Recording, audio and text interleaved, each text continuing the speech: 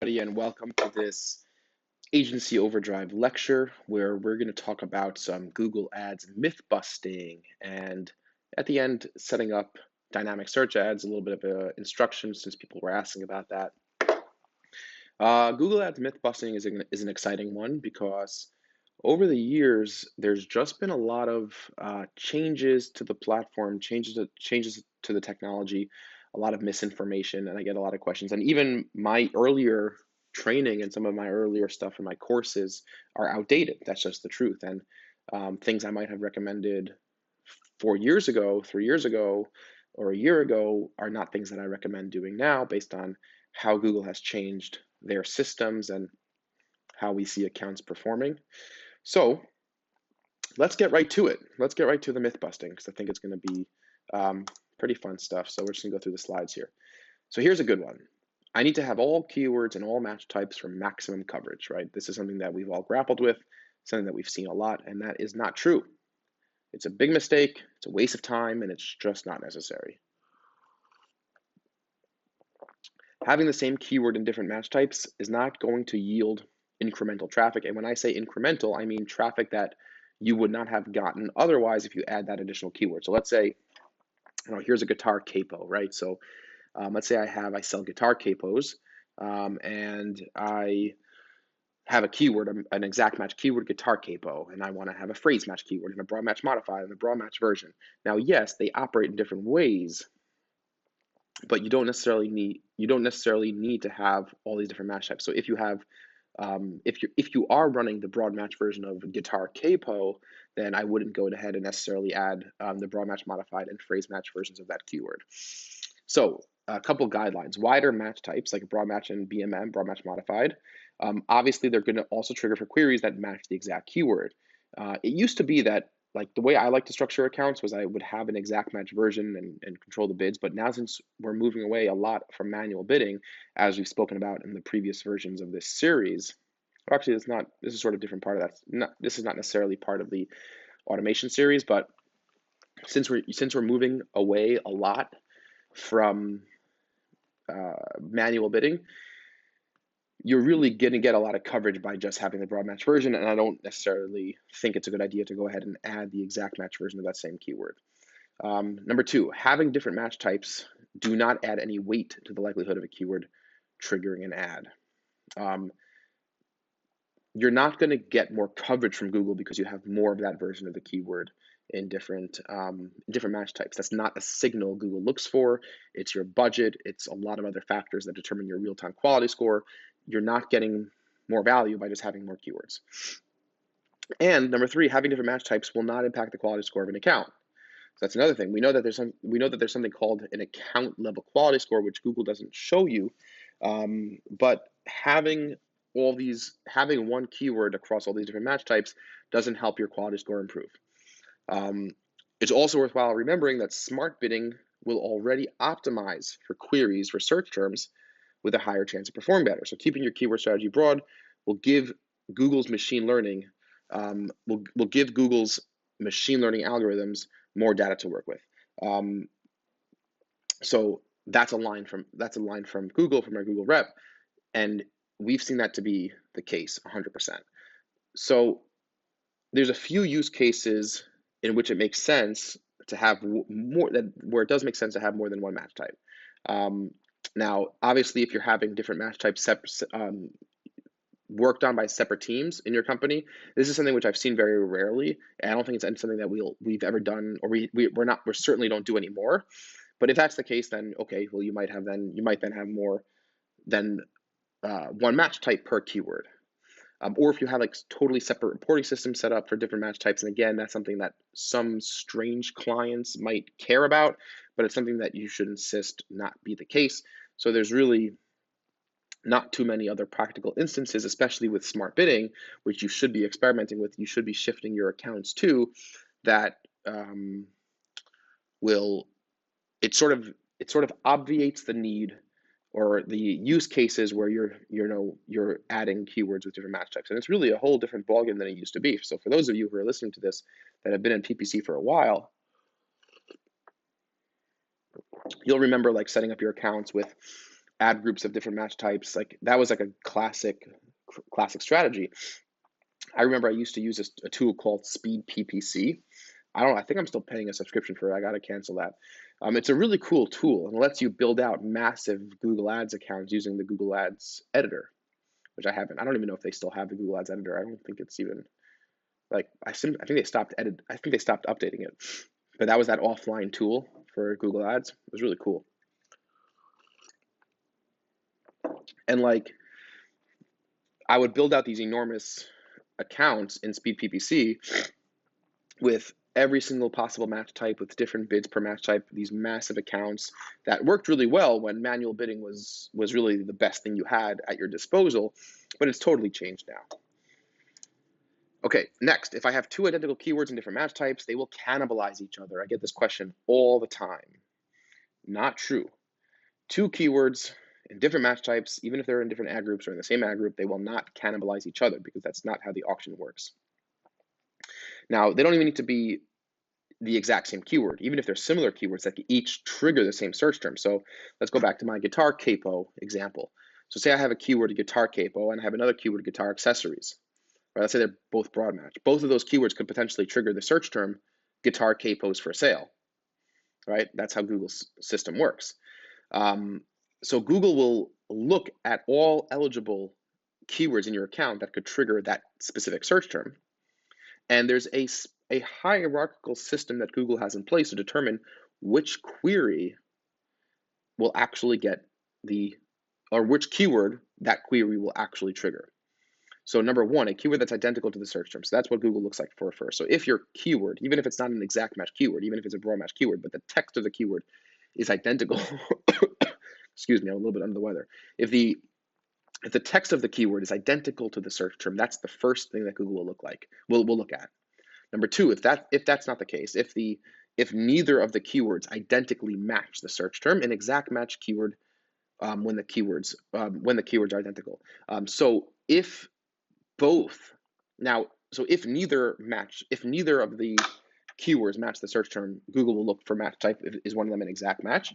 And if it's similar enough, because exact match is not exactly exact match anymore. If it's similar enough, Google will pick that. But let's say both keywords are the same. Let's say you have a phrase match and you have a broad match modified, or you have an exact match, and they could both trigger that search term. Google will choose, even if they both have the same identical text, Google will choose the exact match version.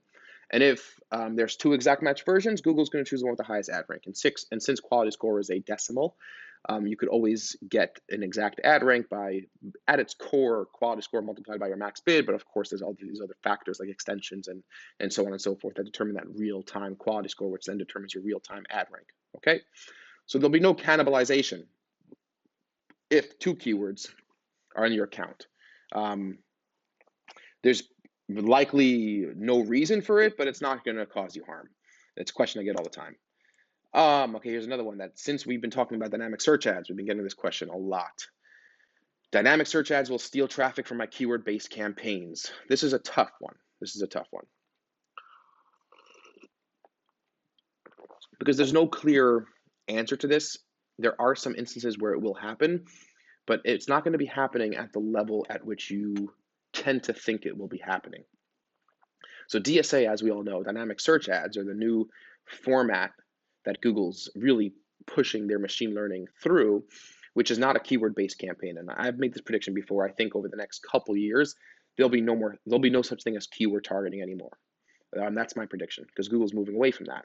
But dynamic search ads are not keyword-based. They use indexes of your site, or indexes, or you'll input a feed that you could upload yourself with URLs, or you could just do category pages or specific URLs of your site, and you're basically telling Google, take a look at what this is about, my site's about, or this page is about, or this category is about, or this product is about, and then you pick, based on your machine learning system, you choose the best keywords. You choose the best searches to bid on. So you should and could have DSA campaigns running alongside keyword-based campaigns. And there might be instances where something that a keyword that would have been triggered from your keyword-based campaign will be, a query will then trigger that an ad from the DSA campaign. It's possible for that to happen, but the real purpose of DSA is to capitalize on a lot of the traffic that your keyword campaigns aren't picking up. So I always look at DSA as a research tool. Sometimes, by the way, we have accounts where DSA outperforms anything else, which is great. But when I communicate to clients and our internal team, DSA is a really good research tool. So 15% of Google searches are new. They've never been searched before, which is astounding. And the main goal of dynamic search ads is to help you reach customers that are not currently reaching only with those keyword-based campaigns. And Google estimates that 86% of dynamic search ads traffic is incremental, meaning 86% of the traffic coming through that DSA campaign is traffic that you would not have otherwise got from your keywords campaign. It's a rough estimate, but still, most of the traffic you're going to get from your DSA campaigns are probably not being picked up by your keyword campaigns, especially if your keyword campaigns have a lot of phrase and exact match type keywords. And of course, there's not going to be any cannibalization if a DSA and a keyword campaign are both bidding on the same search term, or you have a search term that could trigger a keyword from the keyword-based campaign and an ad from the dynamic search ads campaign. So Google's rule is exact match keywords will serve instead of dynamic search ads when both are eligible. So Google's still going to prioritize an exact match keyword, but for other match types, dynamic search ads will compete on an even playing field. So whichever has a higher bid times quality score will serve. So whichever one has the highest ad rank. It's an interesting thing to know because clients will probably ask you about that. So it's good to know how that works from a mechanics perspective under the hood of Google's algorithms.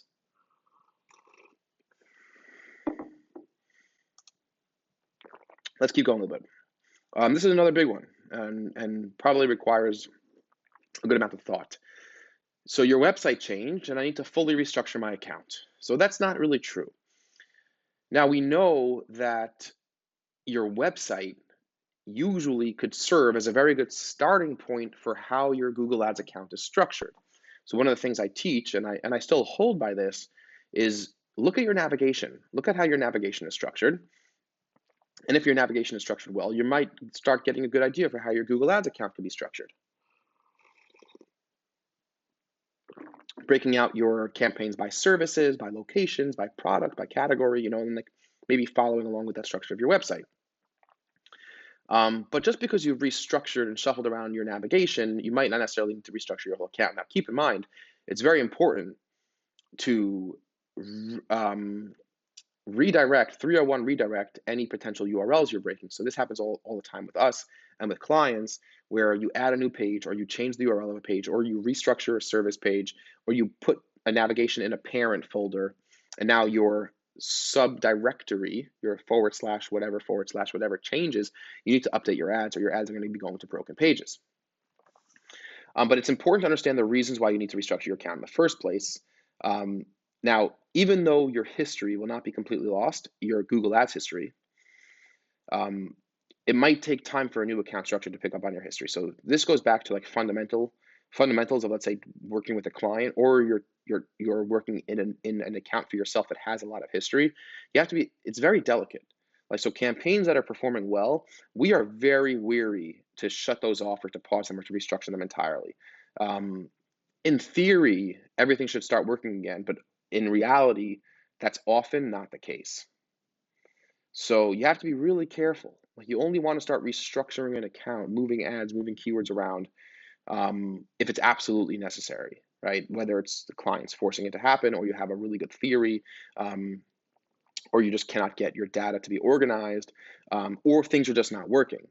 But be very careful restructuring accounts and campaigns that are profitable. It's much better to make small incremental changes. If a change that you make is dramatic, you want to be careful not to lose keyword coverage, right? So if you start pausing ad groups and then you're going to put a keyword into a different ad group that's brand new, but that ad group has been running for 3 years, to me, that's dramatic. And if you need to make drastic changes, you obviously should start gradually to avoid any unexpected impact.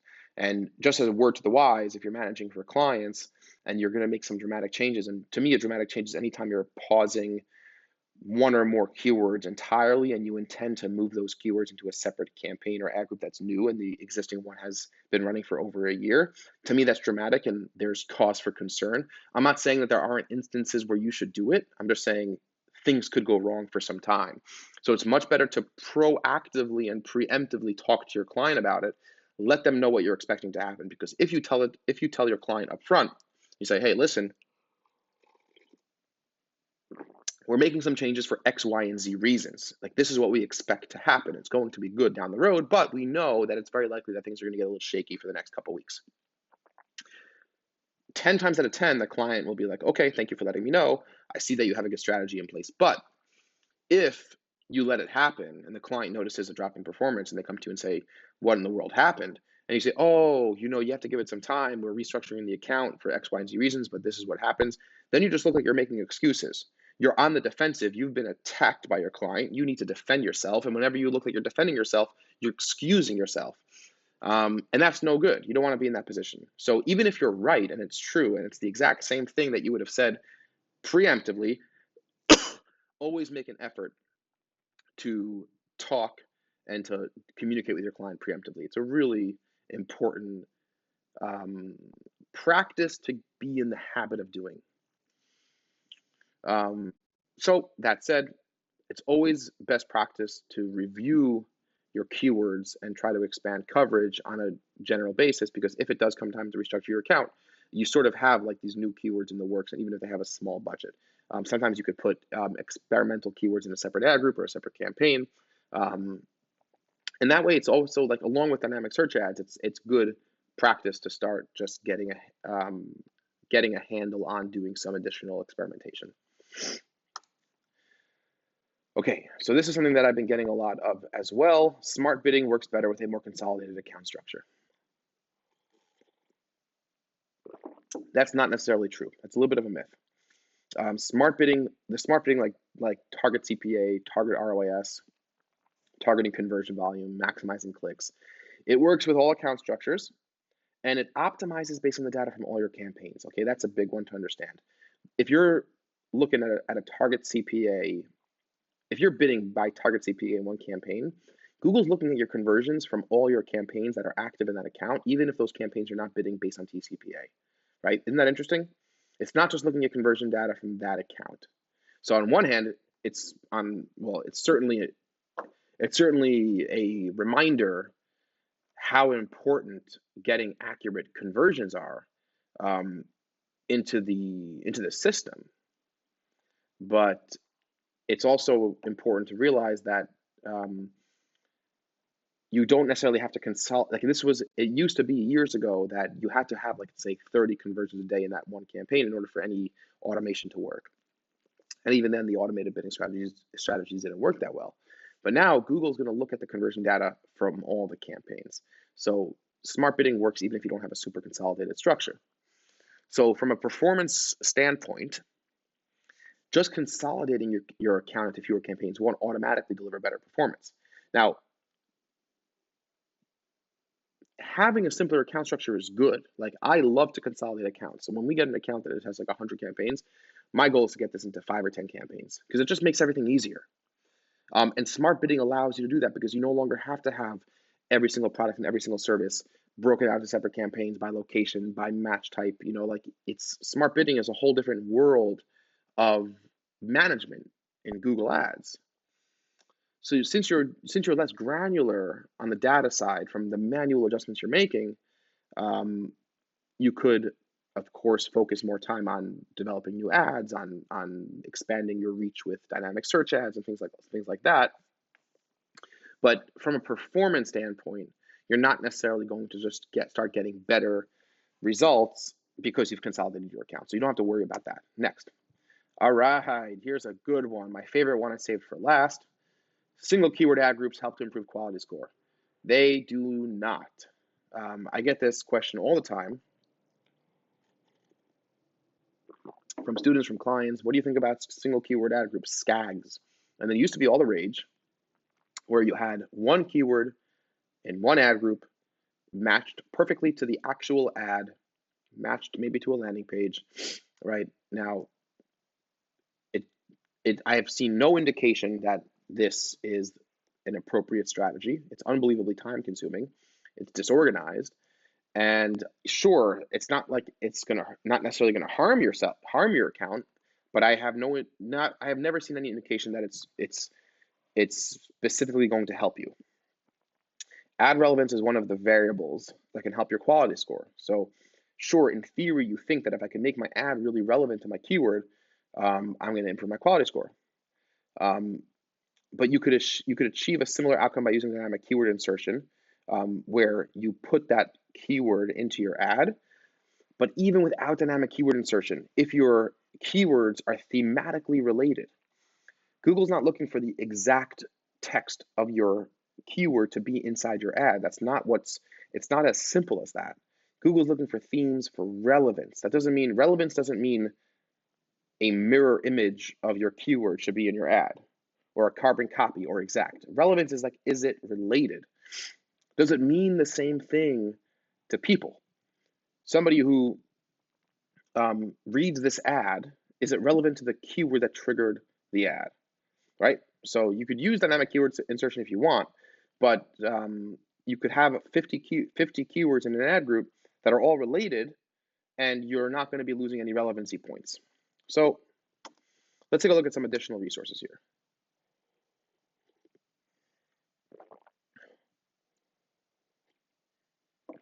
Now, with fully automated smart bidding, you don't have to worry about seasonality. It's not true. You still have to worry about seasonality. But it depends what type of seasonality we're talking about. So a longer trend, let's say a 3+ day. So maybe we're actually coming up into the holidays. So whether it's Black Friday, Cyber Monday, that's a 3+ day trend where you're going to be getting, e-commerce businesses are going to be getting a lot higher volume of traffic and a higher volume of orders and a higher conversion rate. So what do you mean? So like a sustained change in conversion rate, let's say what we're talking about now, Christmas season.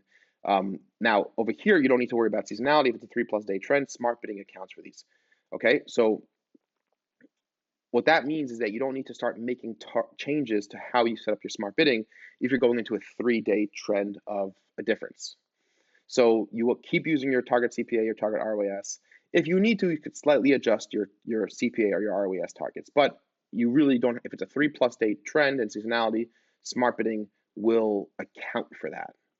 But let's say it's a sudden spike, 24 hours. You're running a 24-hour promotion, or you're running some huge ad campaign, and things are going to be drastically different. A sudden change in conversion rate, let's say it's a Black Friday day or a flash sale, whatever it may be.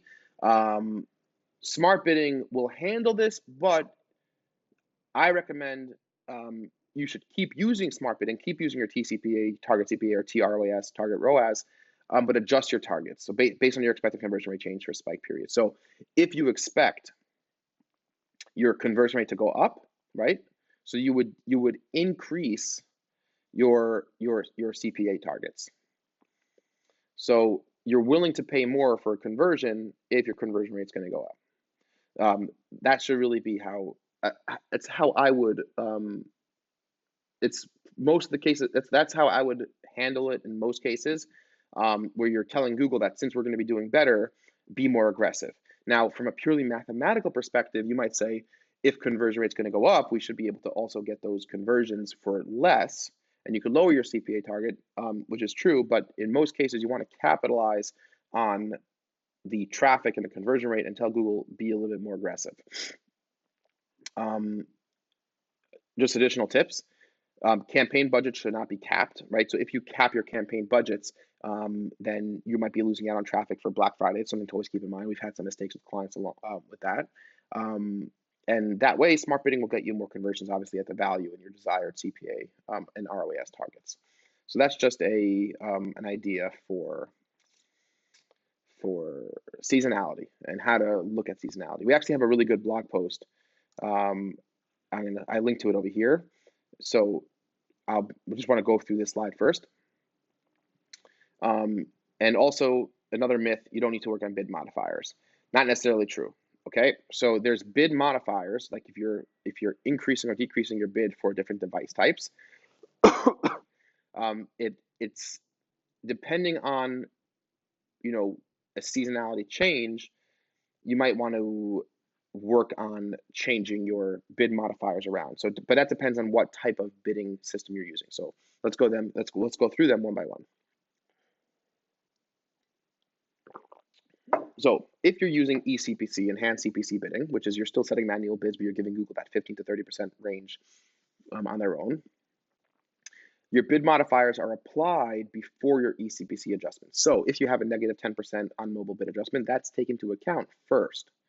Now, keep in mind, enhanced CPC by itself, before you make any device level bid adjustments, does not account for differences in conversion rate between mobile and desktop.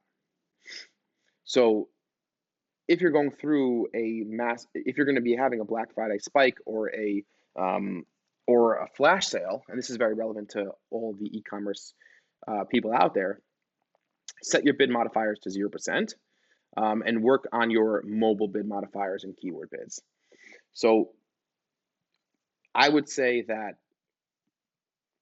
if you are using eCPC, and I think that you should be experimenting with TCPA and TROAS anyway, because they're going to, over time, work a lot better. But just keep in mind that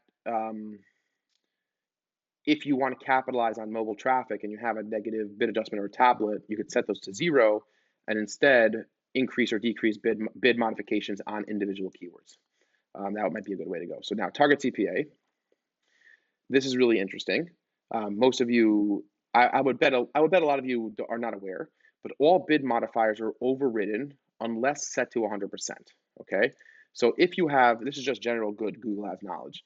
If you have a negative 50% bid adjustment on mobile devices in a campaign that's bidding on target CPA, that is ignored, unless it's negative 100%, and in that case the bid adjustments are respected. You won't get that mobile traffic. TCPA bidding ignores bid modifiers that are not 100%, that are not negative 100%. So keep in mind, device bid adjustments change your CPA target per device. So what you might want to do is activate target CPA, right? So if you have a campaign, activate target CPA, but remove device bid modifiers. That's general good practice to keep in mind when you're dealing with target CPA bidding. Target ROAS bidding, again, all bid modifiers are overridden unless set to a negative 100%. Keep in mind, negative 100% on devices will be respected. So if you're using target ROAS, again, you could activate your target ROAS bidding or keep your target ROAS bidding as it is, and remove your device bid modifiers. Okay, so if you want to learn more about this concept, especially how it applies to shopping campaigns, one of our senior account managers wrote this very, very interesting blog post. If it's going to load, hopefully it's going to load. Here it is. Okay. So it's about proactively managing your Google Smart Shopping campaigns, because Google Smart Shopping is a little bit of a black box. This was published back in end of August, so it's pretty new, a couple months old. It's a really, really smart breakdown of a study that we did across a lot of spend and a bunch of different clients, showing how you could proactively make changes to your target ROAS goals based on the data you're looking at, and it plots it out really interestingly. So you can go ahead and check this out if you'd like to. Moving on. So let's just walk through some dynamic search ads implementation instructions. I thought I would throw this in here because it's very relevant, and I've been talking about DSA a lot. There's not that much more, but we'll just sort of try to go through it quickly. You'll have access to these slides if you need to reference them. So ad group or campaign level implementation. Dynamic search ads can now be set up as dynamic ad groups. Okay, so you could have dynamic search ads in an ad group that's just inside a regular campaign. But you could also, I tend to like to keep my campaigns that are using DSA ad groups separate, just for the sake of organization. But when should you create a hybrid dynamic standard campaign? So if you're using DSA's dynamic search ads as an extension of other search ad groups with no need for custom budget bidding or targeting. So for example, you're going to use URL equals or category targeting to expand on existing ad groups themes to focus on specific pages. So for example, let's say I have a campaign that's selling, that sells guitar accessories, right? So I have a couple keywords. I have a keyword campaign that's capos, but I don't know all the different ways people are searching for this stuff. So I have a DSA campaign that's also using URL equals the page on my site that has all the different types of capos I have for sale. And I want to see if Google can get me other traffic that's not being picked up by my keyword. So that if it's an extension, if I'm using a URL equals or like specific pages, those are typically extensions of existing keyword campaigns or keyword ad groups. In that case, I might want to use a hybrid DSA keyword-based campaign. So I would have a couple keyword-based ad groups and a couple DSA-based ad groups.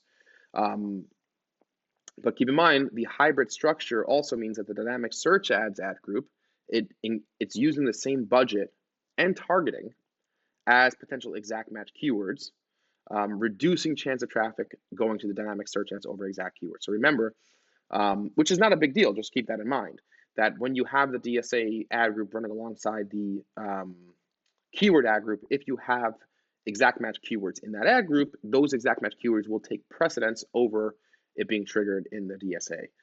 But when would you want to separate out dynamic ad groups? When your dynamic search ads ad groups need a unique budget, they have different location targeting, or need a different bidding strategy. So like all the typical things where you would create a separate campaign apply in this case as well. So for this implementation, you would create a new campaign. Then you just really follow Google's instructions for setting up a DSA ad group. And by the way, this is something which is cool. In a lot of the accounts and the clients that we bring on now, we create a DSA catch-all with a low budget, just to again, as that research tool. So we label it catch-all. We set it up as a DSA, and essentially it acts as a big wide net to capture any potentially really cheap traffic. So I think it's a good idea, and it's worthwhile setting up.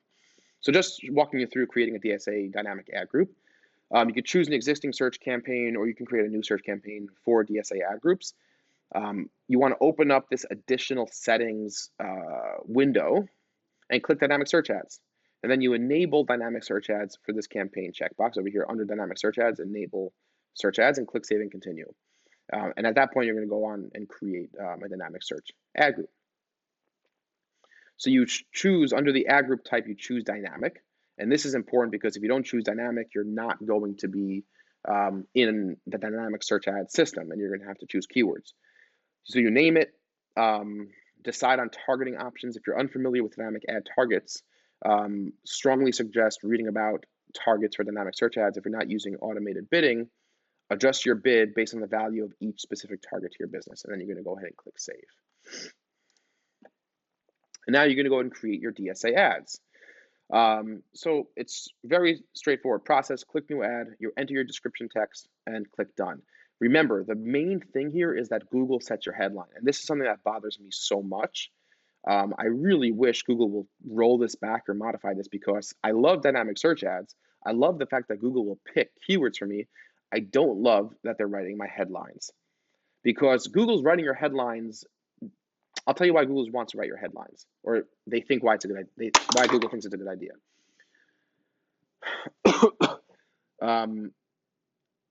If you use DSAs and your DSA target is your entire website, right? And let's say you're an e-commerce company or you're a service-based company of a bunch of different services, it's impossible to write one headline for all the different permutations of what a person might be searching for, right? So let's take an example. So let's go back to our music. You sell all different types of musical instruments and accessories.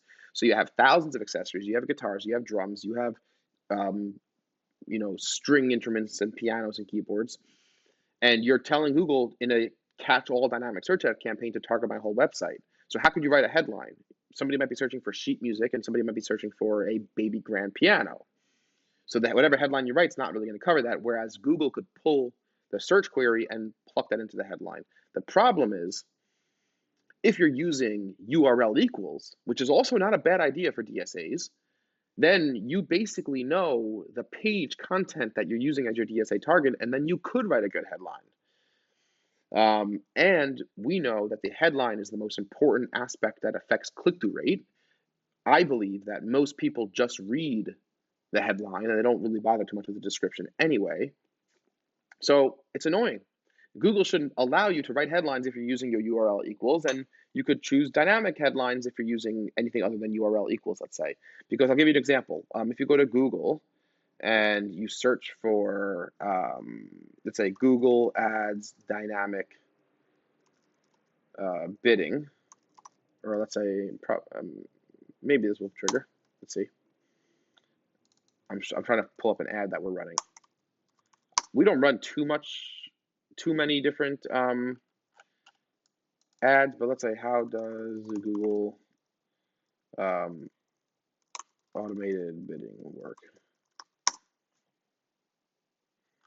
That's not pulling up our ad either. How does Google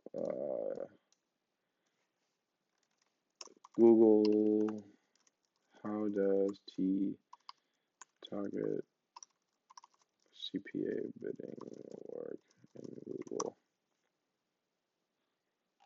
We're running a dynamic search ads campaign for a couple blog posts, and these types of searches usually trigger it. Let's say Google Ads automated bidding.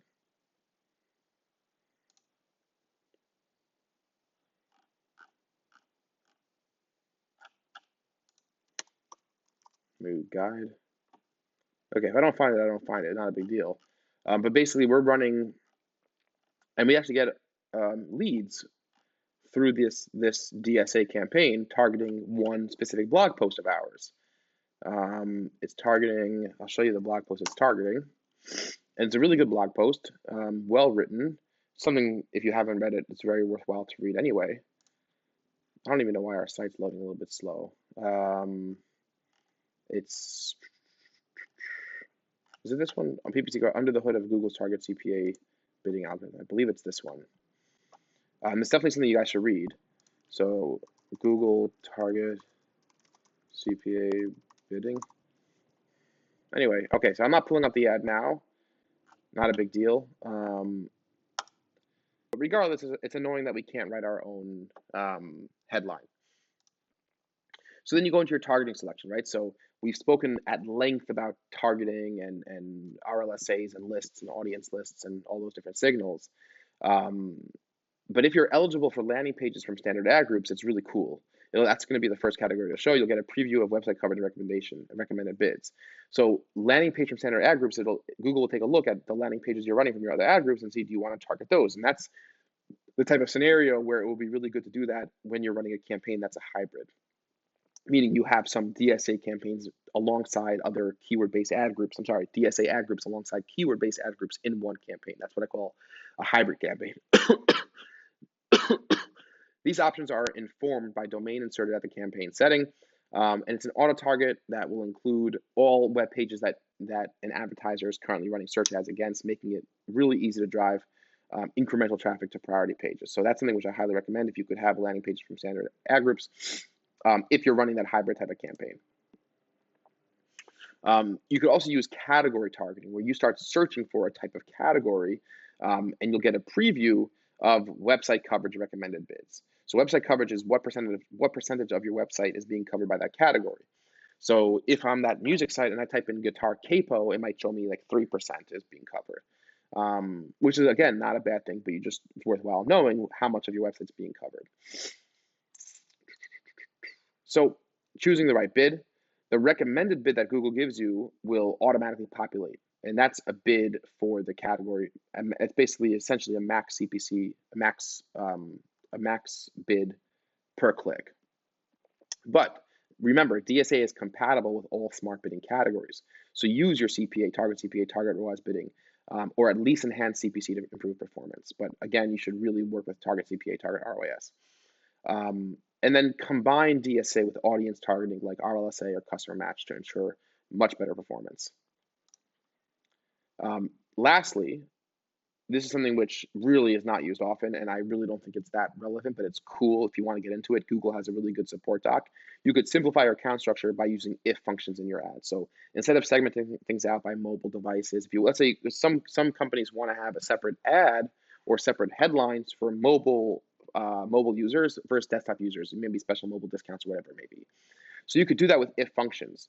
So you'd be able to deliver like much more relevant creative based on audience or device. Even if the person's on a remarketing audience too, you could use these if functions without having to create multiple ads or campaigns.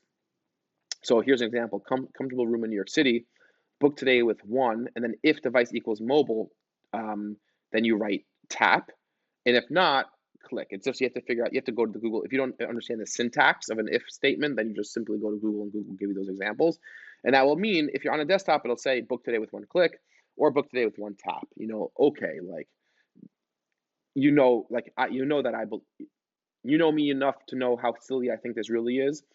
Because if your customer can't figure out what a tap is or what a click is, depending on device, you don't want them as your customer, or they're probably not going to figure out how to check out on your site anyway. But listen, think about it. You could look up the Google support doc on if functions in your ads. I'm going to link to it in the in the I'm going to link to it in the lecture description. That's the support doc. So you could play around with it. Listen, at the end of the day, if it's something to really impress a client or make them feel that you're putting in that extra effort, why not do it? So anyway, that's some myth busting. That is some instructions on setting up DSAs. We talked about the if functions a little bit. We talked about hybrid DSA and keyword ad group campaigns versus just plain DSA campaigns as a catch-all. And we talked about some of the classic myth busting ideas. I hope you enjoyed it. I'm trying to think if we should move on from here into like really deep CRO stuff, different CRO reporting, or continue with Google Ads. I'm leaning towards CRO. I think a lot of people want that. But regardless, I appreciate the membership. If you haven't signed up to be an Agency Overdrive affiliate yet, you absolutely must do that. Let me know if you have any questions about signing up as an affiliate. You can make serious money promoting the Agency Overdrive. Other affiliates are making serious money promoting the Agency Overdrive, thousands of dollars a month in recurring commission. So go ahead and let me know if you have any interest about that. Email training@adventureppc.com. Check out the other products we have available. And I look forward to seeing you very soon in the next lecture.